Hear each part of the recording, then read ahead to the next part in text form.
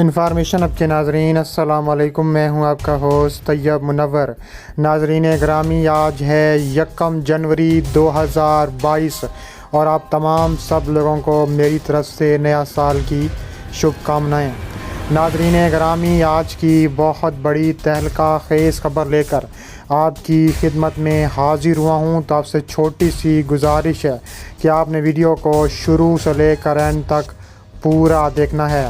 ناظرین گرامی، پاکستان فضائیہ کے J-10C طیارے نے بھارت پر قہر ڈھا دیا۔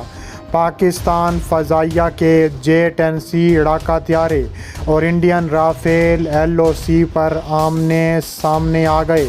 مودی کی چیخیں نکال دیں، انڈیا پر تابڑ توڑ حملے۔ انڈیا کو 48 گھنٹوں کا الٹیمیٹم، رافیل طیاروں کی موت سامنے آ گئی۔ رافیل اور J-10C فضاؤں میں ٹکرا گئے۔ پاکستان نے بھارت کا 2 رافیل طیارے نیست و نابود کر دیے، شملہ ایئر بیس پر قبضہ کر لیا۔ ویڈیو کی تفصیلات میں آگے بڑھنے سے پہلے اگر آپ پاکستان سے محبت کرتے ہیں اور سپورٹ کرتے ہیں تو ہماری ویڈیو کو ایک لائک ضرور کریں، ہمارے چینل کو سبسکرائب کر کے بیل آئیکن پر ضرور کلک کر دیں۔ ناظرین گرامی، J-10C طیاروں نے قہر ڈھا دیا۔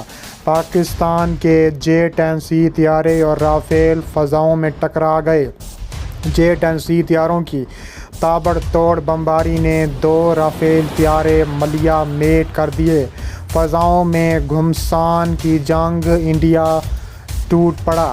انڈیا نے بھی پاکستان کو 48 گھنٹوں کا الٹیمیٹم دے دیا۔ چینی ساختہ J-10C single engine delta wings والا جدید لڑاکا طیارہ بیک وقت کئی اہداف کی نشاندہی کا حامل ہے۔ نیا لڑاکا طیارہ PL-15 میزائلوں سے لیس ہے اور PL-15 میزائلوں نے 200 کلومیٹر اہداف تک نشانہ بنا سکتا ہے۔ پاکستان فضائیہ ملکی فضاؤں کو ناقابل تسخیر بنانے کے لیے پرعزم ہے۔ پاکستان فضائیہ کے بیڑے میں آئندہ سال 10 جیٹ طیارے شامل ہو چکے ہیں اور آج 1 جنوری ہے اور بھارت کی اینٹ سے اینٹ بجا دی گئی ہے۔ بھارت کے 2 رافیل طیارے تباہ کر دیے ہیں۔ تفصیلات کے مطابق PSF کے ڈپٹی انسپکٹر جنرل SSP ساندھو نے بتایا ہے کہ ہمارے نوجوانوں کی ایک پارٹی پیر کی صبح جموں کشمیر کے سامبا ضلع میں بین الاقوامی سرحد کے رام گڑھ سیکٹر میں معمول کے گشت پر تھی کہ پاکستان کی پنجاب رینجرز نے اس پر بلا اشتعال فائرنگ شروع کر دی، جس کا ہم نے بھرپور جواب دیا۔ دوسری جانب پاکستان نے جنگ بندی کی خلاف ورزی کے بھارتی الزام پر تاحال کوئی رد عمل نہیں دیا۔ اگر بھارت کا یہ الزام درست ہے تو یہ دونوں ممالک کے درمیان جنگ بندی کے 2 طرفہ معاہدے کی تجدید کے اعلان کے بعد پہلی خلاف ورزی ہے۔ جنگ بندی کی مبینہ خلاف ورزی کے واقعے پر تجزیہ نگاروں کا کہنا ہے اگرچہ بھارت کے الزام پر پاکستان نے تاحال کوئی رد عمل نہیں دیا، لیکن اسلام آباد کو اس معاملے پر اپنی پوزیشن واضح کرنا ہوگی۔ اس طرح کے واقعات کا ان بیک چینل کوششوں پر منفی اثر پڑ سکتا ہے جو دونوں ممالک کے درمیان تعلقات کی بہتری کے لیے کچھ عرصے سے جاری ہیں۔ سرحدی علاقوں میں رہنے والے لوگوں میں وہ ڈر لوٹ آئے گا جو جنگ بندی کے تجدید کے اعلان سے قبل پایا جاتا ہے۔ ان کا کہنا تھا کہ دونوں ممالک کو پیر کے مبینہ واقعے کو زیادہ اہمیت نہیں دینی چاہیے اور اپنی افواج کو اسے وہیں تک محدود رکھنے کی تاکید کرنی چاہیے۔ اس کے علاوہ بھارت اور پاکستان کے director general of military operation نے اچانک اور غیر متوقع طور پر ایک مشترکہ بیان جاری کیا تھا جس میں کہا گیا ہے کہ دونوں ملکوں کی افواج باہمی معاہدوں کی پاسداری کرتے ہوئے سرحدوں پر جنگ بندی معاہدے کی سختی سے عمل کریں گی۔ بھارت کے director general military operation lieutenant general Paramjit Singh Sangha اور ان کے پاکستانی ہم منصب میجر جنرل نعمان ذکریہ نے ہونے والے رابطے کے بعد دونوں ملکوں نے جنگ بندی معاہدے پر عمل کرنے پر اتفاق کیا تھا۔ اس معاہدے پر لائن آف کنٹرول اور ورکنگ باؤنڈری یا انٹرنیشنل بارڈر کے دونوں جانب رہنے والے شہریوں نے خوشی اور اطمینان کا اظہار کیا تھا۔ سرحدی علاقوں میں رہنے والے کچھ شہری برسوں سے جاری سردی تناؤ اور مقابل فوجوں کے بین آئے دن والے جھڑپوں کی وجہ سے جانی اور مالی نقصان اٹھانے کے علاوہ طرح طرح کی مشکلات اور مصائب سے دوچار ہیں۔ اس کے علاوہ دونوں ملکوں کے درمیان جنگ بندی کا معاہدہ ہوا تھا۔ اگرچہ معاہدے کی کئی سال تک پاسداری ہوتی رہی، لیکن وقت گزرنے کے ساتھ بالخصوص 2010 کے بعد اس کی بار بار خلاف ورزی کرتی رہی۔ اس کے علاوہ نہ صرف لائن آف کنٹرول بلکہ ورکنگ باؤنڈری یا بین الاقوامی سرحد پر تعینات افواج اور سرحدی محافظ ایک دوسرے کے ٹھکانوں کو ہدف بنانے لگے اور ہر بار انہوں نے معاہدے کی خلاف ورزی کے لیے ایک دوسرے کو مورد الزام ٹھہرایا۔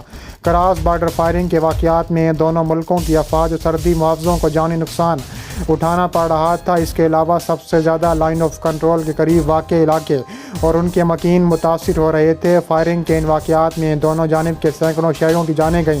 اس کے علاوہ بڑی تعداد میں لوگ زخمی ہوئے، املاک کو بھی نقصان پہنچا۔ دونوں ممالک میں جنگ بندی کے معاہدے کی تجدید کا اقوام متحدہ کے سیکرٹری جنرل انطونیو گوتریز، امریکہ، برطانیہ اور کئی دوسرے ممالک نے خیر مقدم کرتے ہوئے جنوبی ایشیا کے امن و استحکام کے لیے ایک مثبت قدم قرار دیا تھا۔ اس کے علاوہ کشمیر کے دونوں حصوں کے عام لوگوں کے ساتھ ساتھ سیاسی پارٹیوں اور لیڈروں نے بھی فائر بندی کے سمجھوتے کی تجدید کا خیر مقدم کرتے ہوئے اسے بھارت اور پاکستان کے تعلقات کے لیے خوش آئند قرار دیتے ہوئے کہا تھا کہ یہ اقدام جنوبی ایشیا میں پائیدار امن قائم کرنے کے لحاظ سے ایک سنگ میل ثابت ہوگا۔ اس حوالے سے یہ خبریں سامنے آئی تھیں کہ سعودی عرب اور متحدہ عرب امارات کی طرف سے صفائی سطح پر کی گئی کوششوں کے نتیجے میں پاکستان اور بھارت کی سرحدوں پر تناؤ کم کرنے کے لیے اقدامات پر آمادہ ہوئے تھے۔ مسئلہ کشمیر میں عمران خان نے کہا ہے کہ مسئلہ کشمیر کو عالمی سطح پر اجاگر کیا۔ مقبوضہ کشمیر میں انسانی حقوق اور اقوام متحدہ کی قراردادوں کی خلاف ورزیاں ہو رہی ہیں۔ مقبوضہ کشمیر میں 80 لاکھ کشمیری کھلی جیل میں رہ رہے ہیں۔ 9 لاکھ بھارتی فوجیوں نے کشمیریوں کو کھلی جیل میں قید کر رکھا ہے۔ مسئلہ کشمیر اسلامی تعاون تنظیم نے اٹھایا اور اسلامی ممالک سے بات چیت کی ہے، مگر مسلم ممالک کے بھارت کے ساتھ اپنے تعلقات ہیں اور آپ ان سے زیادہ توقع نہیں کر سکتے۔ پاکستان مسئلہ کشمیر فورم پر اجاگر کرتا رہے گا۔ انہوں نے کہا ہے کہ بھارت اگر حملے کی کوشش کرتا ہے تو پاکستان فروری 2019 جیسا جواب دے گا۔ بھارت میں بی جے پی کی فاشسٹ حکومت قائم ہے۔ بھارت کے لوگ باشعور مگر وہاں جنونیوں کی حکومت قائم ہے۔ ان کا کہنا تھا کہ پاکستان نے ہمیشہ بھارت سے مثبت مذاکرات کی بات کی، لیکن اب ان سے اچھے کی امید نہیں۔ عالمی برادری کو مقبوضہ کشمیر کے معاملے پر نوٹس لینا چاہیے۔ بھارتی فوج کی فائرنگ سے مقبوضہ کشمیر میں انسانی حقوق کی خلاف ورزیاں ہو رہی ہیں۔ وزیر اعظم نے کہا ہے کہ پاکستان میں وسائل کی کوئی کمی نہیں ہے، اس کے علاوہ ناجائز استعمال کیا جائے۔ عمران خان نے کہا ہے کہ ہم ملک کو خوشحال بنانا چاہتے ہیں، ہمارا مقابلہ 2 ایسے خاندانوں سے ہے جو دولت سے مالا مال ہیں۔ عمران خان نے کہا ہے کہ بھٹو اور شریف خاندان سیاست نہیں خاندانی نظام قائم کرنا چاہتے ہیں، جبکہ پاکستان کی بدحالی کے ذمہ دار بھی یہی دونوں خاندان ہیں۔ انہوں نے مزید کہا کہ کوئی معاشرہ قانون کی حکمرانی کے بغیر قائم نہیں رہ سکتا۔